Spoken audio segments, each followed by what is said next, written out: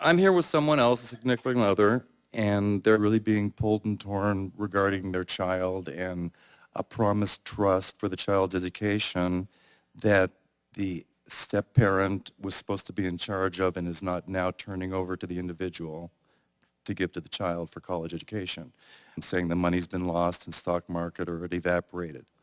This person's brother is involved with his children also having been promised a trust for their education as well.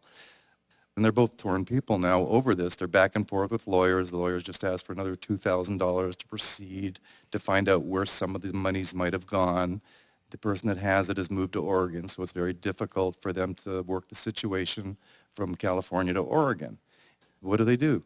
How far do they take it? How much frustration and investment do they continue to go forward with, because they're both feeling like they're swimming upstream now?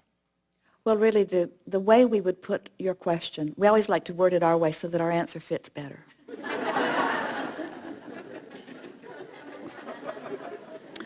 The question is, how long should I endure this grief before coming to the same conclusion? How much grief and how much money am I willing to spend to have things turn out the way they are on their way to turning out? Because the money isn't there. The money is gone. And there is that specific money. And there is so much money. There is so much abundance that is in the vibrational escrow. You talk about a trust fund. There is so much money that is available. And if you focus upon something that somebody else seems to be in control of, and you use it as your reason to get all bent up and distorted, then you deprive yourself of all of the other avenues that are in the process of opening. And in all of that grief, it does not turn around to be the way you want it. You have to finally say, you see, we can feel that your friend is right, absolutely right, right. But in the rightness, not going with the flow.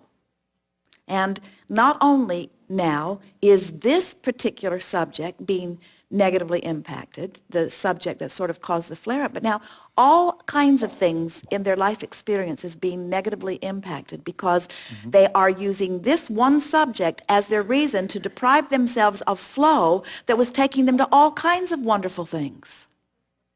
It's not worth it. It's never worth it. Well, I hope that's useful for them. Well, it will be or it won't be, and in any way, they'll get the result of how they feel, you see. And we just want you to know that when, we'll just say it in the easiest way we can, everything they want is downstream. And that pushing against those relatives is upstream.